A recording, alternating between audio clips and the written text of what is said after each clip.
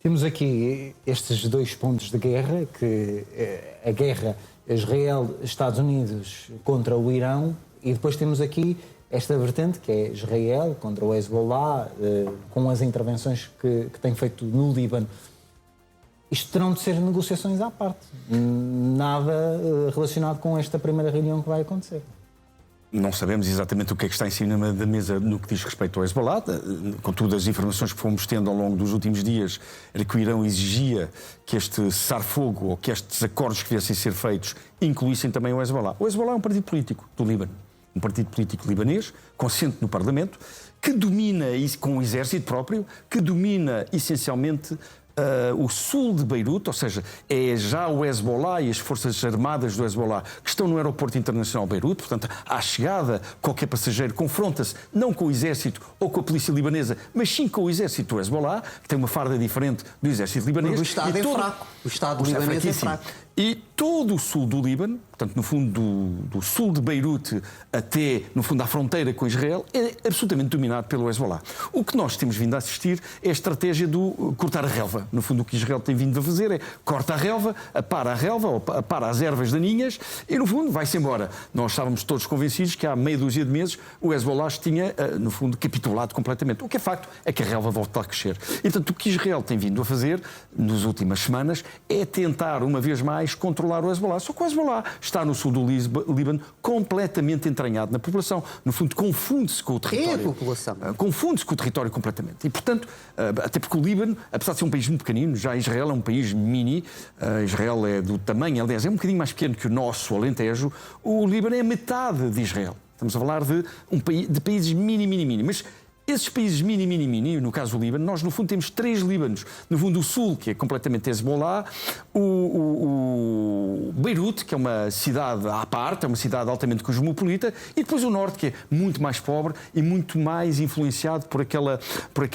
relação com a Síria, digamos assim.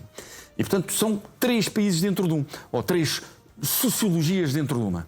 O Hezbollah está fortemente armado, tem vindo a ser financiado pelo Irão, no fundo é um tentáculo do xiita do Irão, que tem, no fundo, também um conjunto de proxies nos Houthis. O Hamas é outra história, com outras origens, mas no final do dia, aquilo que foi dito é muito bem dito, ou seja, nenhum deles representa um Estado. Apesar de se confundirem com partes do território, eles não representam um Estado. E, portanto, são vistos, à luz, no fundo, de muitos países, como instituições que mais não são do que terroristas ativos. Bom, Eduardo, se me permite... Entretanto, peço desculpa interrompermos, mas, entretanto, e quando há estas informações de cessar-fogo, há, entretanto, a informação que está a ser avançada, nomeadamente pela Al Jazeera, por meios de comunicação internacionais, que dão conta que, depois deste cessar-fogo, deste acordo, ao que tudo indica, com a aprovação do Irão, de Israel e dos Estados Unidos, há mísseis do Irão já interceptados por Israel e também os Emirados Árabes Unidos estão a interceptar mísseis vindos do Irão. Pergunto, Afonso, se isto muda alguma coisa ou se estamos a falar ainda nos momentos iniciais de um cessar-fogo, é tudo ainda muito prematuro? Bem, isto demonstraria, primeiro que tudo, que o cessar-fogo é uma simples formalidade neste momento. Ou seja, ainda não se transformou de formalidade em materialidade.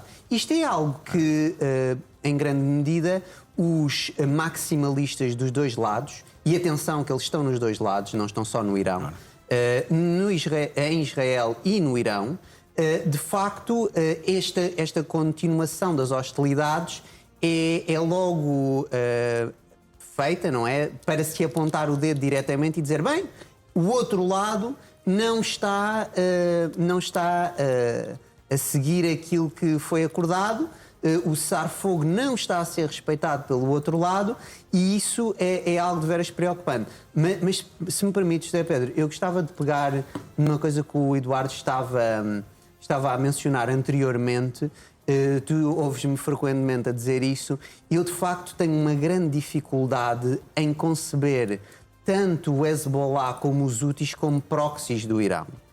E porquê? Exatamente por uma coisa que o Eduardo estava a mencionar. Porque o Hezbollah está completamente entranhado no território, completamente entranhado na população. E, em alguma medida, eu vejo tanto os Houthis como o Hezbollah como partes orgânicas do Estado iemenita, por um lado, e do Estado libanês, por outro. Ou seja, eu acho que, e é importante, se calhar, realçar isto, nós, quando começamos a usar a palavra proxy surge como um adjetivo. Não é muito, vem muito diretamente do inglês proxy war, que em português seria guerra por procuração. Depois, a um determinado momento, esta guerra por procuração, o adjetivo proxy, transformou-se num substantivo. E é aí que entra o Hamas, o Hezbollah e os Houthis. E, em alguma medida, eu acho que nós, por vezes, na Europa romano-germânica, acabamos por aceitar esta narrativa, que muitas vezes é imposta tanto pela propaganda americana como pela Israel, e também aquilo são proxies, em alguma medida, e isso acaba por lhes retirar uma essência própria e uma cabeça própria que eles têm. Aliás, muita gente ficou chocada quando este conflito começou. O Hamas, a um determinado momento, pediu ao Irão para parar de atacar os países sunitas, não é? O Qatar, a Arábia Saudita. E muitas vezes diziam, mas como é que isto é possível? O Hamas está aqui a contrariar o Irão. Exatamente porque o Hamas, o Hezbollah e os Houthis, a meu ver, sim, são aliados de peso do Irão. O Irão ajuda-os tanto logisticamente como financeiramente, como pela questão das armas. No entanto, eu acho que eles perdurariam no tempo, mesmo que este regime iraniano fosse derrotado. Porquê? Porque eles são parte intrínseca das sociedades onde estão. Outra coisa que eu acho que é importante, e ainda bem que o Eduardo mencionou isso também, ele referiu-se ao regime iraniano como totalitário. Eu acho que é interessante aqui nós também fazermos um paralelo. Muitos politólogos considerariam de facto o Irão totalitário, e eu tenho algumas reticências quanto a essa classificação, porque o totalitarismo, em alguma medida, é algo que surge na Europa no século passado, muito ligado ao bolchevismo e ao nacional-socialismo. Eu gosto sempre de recordar uma pensadora que tem muito a ver com Israel, uma grande crítica desde dentro de Israel, que é Hannah Arendt, nas suas origens do totalitarismo, aquele livro importantíssimo. Ela, de facto, por exemplo, não atribui o carácter totalitário à Itália fascista, não é? Que é uma coisa que muitos politólogos acharam completamente estapafúrdio, de facto. Como é que Hannah Arendt poderia estar ali em algum momento a defender o fascismo e a dizer que o fascismo não era aquilo? Mas, claro, Hannah Arendt dá a noção do totalitarismo só ao regime soviético e ao regime da Alemanha hitleriana. Aqui, no século XXI, e tendo em conta que esta república e este regime no Irão foi ainda criado no século passado, eu acho que nós muitas vezes temos um vício, que é um vício que eu não acho que é muito salutar, que é tentar simplificar grandemente o sistema constitucional iraniano. Agora as pessoas perguntar-se assim, bem, mas o Irão tem um sistema constitucional? Sim, bem, porque Constituição, em alguma medida, aqui nós temos que perceber muito que na Europa romano-germânica, quando nós usamos a palavra Constituição e a palavra constitucionalismo, nós na realidade estamos a referir a um constitucionalismo liberal. Mas a palavra Constituição, e há um grande pensador, o Martin Luglin, fala bem disto, um britânico, a Constituição, de facto, tem duas noções distintas. Há a Constituição moderna, que em grande medida nos surge depois da Revolução Francesa e da Revolução Americana, na segunda metade do século XVIII, mas depois existe a Constituição no sentido tradicional. Ou seja, o Irão e qualquer Estado à face da Terra tem uma Constituição neste sentido tradicional. Mas mesmo no sentido moderno, o Irão acaba por ter um dualismo no poder. Por exemplo, aqui os portugueses, se calhar, lembrar-se-ão que a um determinado momento, acho que foi Francisco Louçã, falou que o Bloco de Esquerda deveria ter uma liderança bicéfala. Sim. E, na realidade, aquilo que o Irão tem, aqui mal comparado, é, de facto, uma liderança bicéfala. Uma liderança que remete para um pilar que é um pilar religioso, mas depois existe outro pilar que é um pilar político.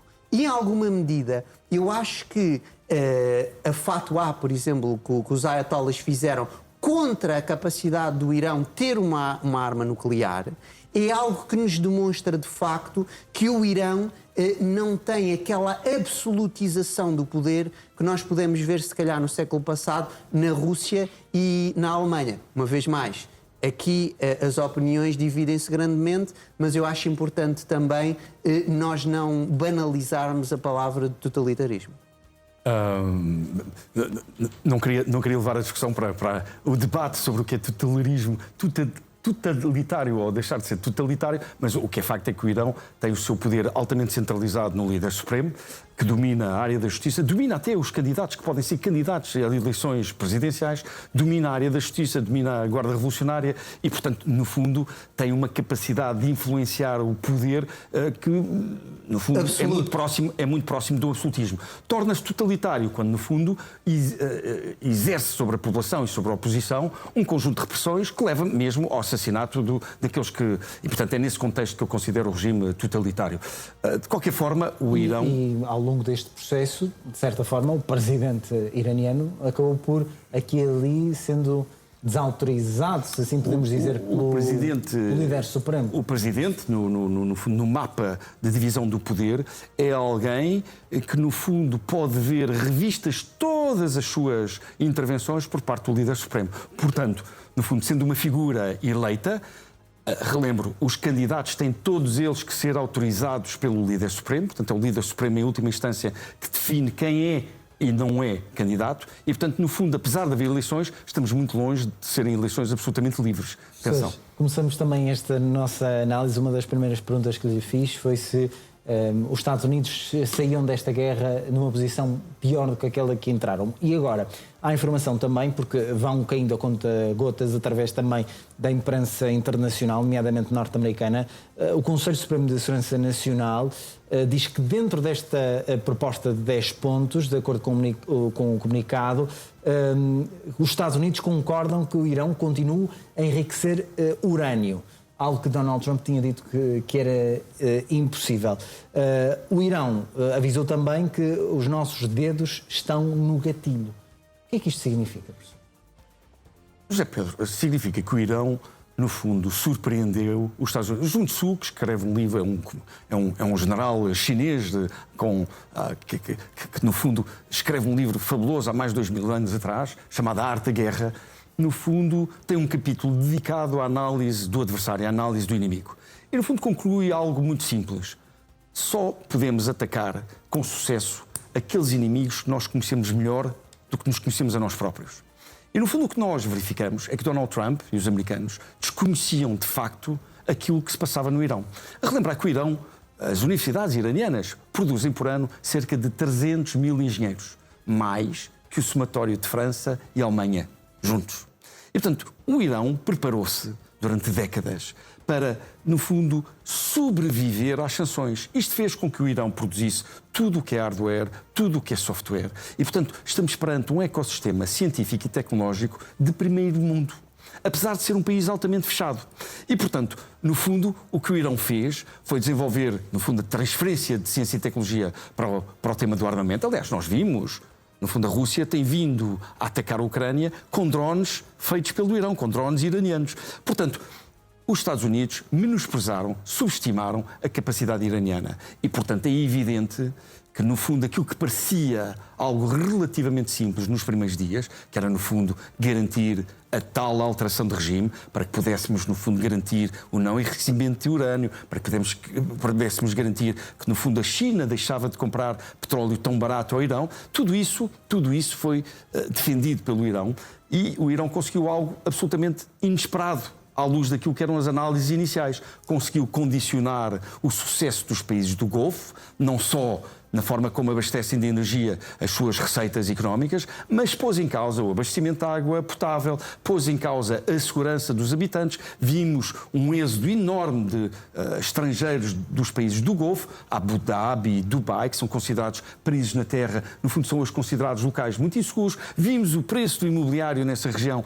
a cair abruptamente. Vimos as economias mundiais, no fundo, em absoluto esterismo e, portanto, é evidente que o Irão conseguiu condicionar toda esta guerra. E é evidente que os Estados Unidos, ao não utilizarem armas nucleares, falou-se hoje, Atenção, hoje falou-se na hipótese, no fundo, ao ler nas entrelinhas o que J.D. Vance disse na Hungria, o que Donald Trump disse ontem, que poderia estar a passar pela cabeça dos americanos a utilização de armas de destruição maciça. E, portanto, depois do aviso de António Costa hoje, à tarde, e depois deste eventual acordo, é evidente que os Estados Unidos não conseguiram obter os seus objetivos e vão, aparentemente, permitir que o Irão continue a sua vida tranquila.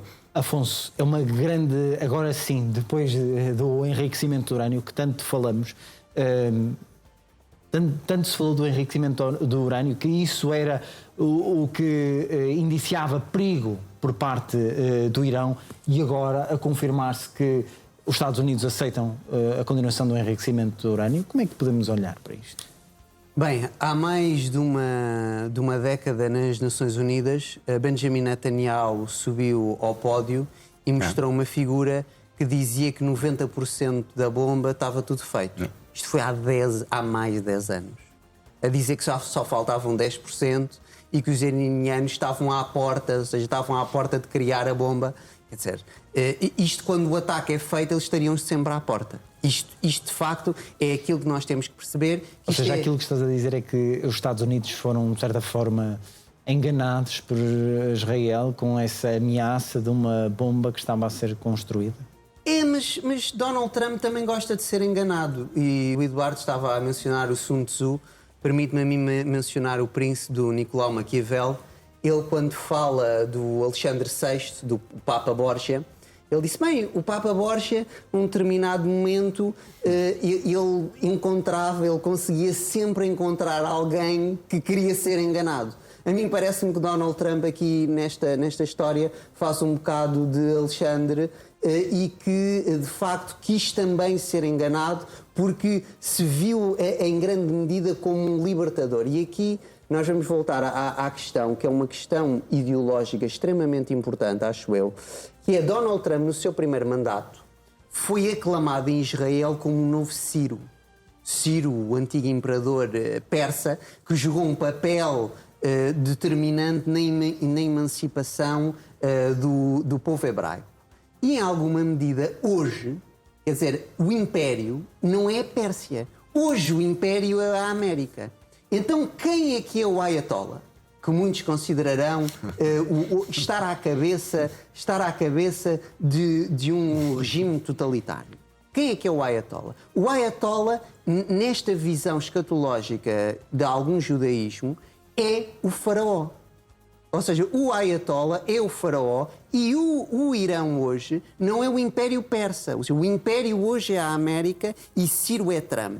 É outra história dos hebreus e é a capacidade de confrontar as correntes faraónicas. Ou seja, quando nós ouvimos os israelitas a falar disto, eles apontam de facto como se o Ayatollah fosse o poder faraónico, aquele poder absoluto, não é? Tirânico, totalitário, que tem que ser abatido, e uma vez abatido, aí sim nós vamos criar o paraíso na Terra. Também interessante aqui, nós falámos muito do inferno, não é? Que Trump ia desencadear o inferno. Nós muitas vezes temos como dicotomia ao inferno o paraíso. Relembrar aqui aos telespectadores que paraíso é uma palavra persa, que nos chega através da língua grega, e o paraíso, na realidade, no início, é uma espécie de jardim fantástico emparedado. Ou seja, é um jardim que acaba por ser feito através da mão do homem, e é isso que é uma espécie de paraíso. E nós temos que pensar sempre, grandemente, que nós estamos aqui face a uma realidade que é uma realidade que tem muitos tintes teocráticos. Não só no Irão, não só em Israel, a própria Rússia, que também está um bocado afastada, nos Estados Unidos da América, nós temos aqui a questão de Deus extremamente presente. E Donald Trump fez várias referências a Deus. Nós sabemos que no Irão isso é algo constante também, mas em Israel igualmente. Ou seja, nós temos aqui de facto esta noção de que a vitória só pode ser alcançada e o nosso lado só pode ser verdadeiramente capaz de impor a sua visão se nós tivermos Deus do nosso lado. Ora, na Europa romano-germânica, que foi em grande medida secularizada, isto é algo que soa a fanatismo. É algo que soa a fanatismo, mas quer dizer, a Europa, Europa não, mas os países europeus que quando no mundo, e nós já mencionámos que os portugueses controlaram o Estreito de Hormuz a um determinado momento, quando os países da Europa romano-germânica foram grandes, eles também diziam ter Deus do lado deles. Nisto, de facto, remete-nos para uma dimensão que é uma dimensão psicológica da guerra e uma dimensão de sabermos que estamos do lado certo. É algo que, mesmo que este cessar-fogo continue, e eu espero que continue e que possa levar-nos a uma paz duradoura para o bem da região e para o bem da economia global, nós de facto temos aqui um elemento que pode sempre ressurgir, que é esta invocação divina. E é algo que eu acho que nós devemos olhar mais de perto. Sobre essa invocação divina, o dólar tem escrito In God We Trust. E a bandeira iraniana, a bandeira islâmica, tem escrita 22 vezes, e porque 22 foi o dia da libertação, Allah é grande. Atenção, portanto, aquelas faixas, tanto no final da cor vermelha como no início da cor verde, no fundo, Allah é grande, escrito 22 vezes, 22 foi o dia da libertação relativamente ao regime anterior. Portanto, sim, essa componente divina está muito presente nestas circunstâncias todas. Sr. Pedro. E quando olhamos, professor, o professor também já tocou, e estava o Afonso também a tocar na questão económica. Wall Street fechou ainda em incerteza. Este acordo, e já não é só Donald Trump a dizer, porque da outra vez Donald Trump disse, mas não era bem assim, e depois os mercados de uma outra vez já não reagiram da mesma forma, já parece que não acreditavam na palavra do presidente dos Estados Unidos, mas agora é os Estados Unidos, é o Irão e é também Israel. Vamos ter uma surpresa agradável, já não será tão surpresa nos mercados, nas primeiras horas do dia? José Pedro, o que é que os mercados fazem? Os mercados, no fundo, antecipam situações futuras e, portanto, descontam essas situações futuras. Em face, no fundo, de horizontes bélicos e de horizontes, no fundo, onde o tráfego marítimo está prejudicado, evidentemente que os mercados se retraem e, no fundo, o preço do petróleo aumenta e as bolsas caem. Com este tipo de declarações, o que é que se espera? Espera-se, no fundo, pelo menos durante 2 semanas, aparentemente, que exista um conjunto de tréguas. Se essas tréguas envolvem, no fundo, um retrocesso no conflito e envolvem também uma abertura do estreito, evidentemente que imediatamente vamos ter o preço do petróleo a cair e, no fundo, as bolsas a florescer. Porque, repara, hoje há, quando olhamos para aqueles territórios, um conjunto de oportunidades económicas imensas. A destruição que se fez naqueles países obriga à reconstrução. Portanto, a guerra, apesar de ser uma coisa horrível e destrutiva, é, do ponto de vista económico, após a guerra, uma oportunidade. Há oportunidades económicas de crescimento. E, portanto, o que os mercados estão a olhar é precisamente para essa capacidade que aquele território dos países do Golfo e do Irão tem de oportunidades futuras. É exatamente isso que os mercados vão fazer amanhã.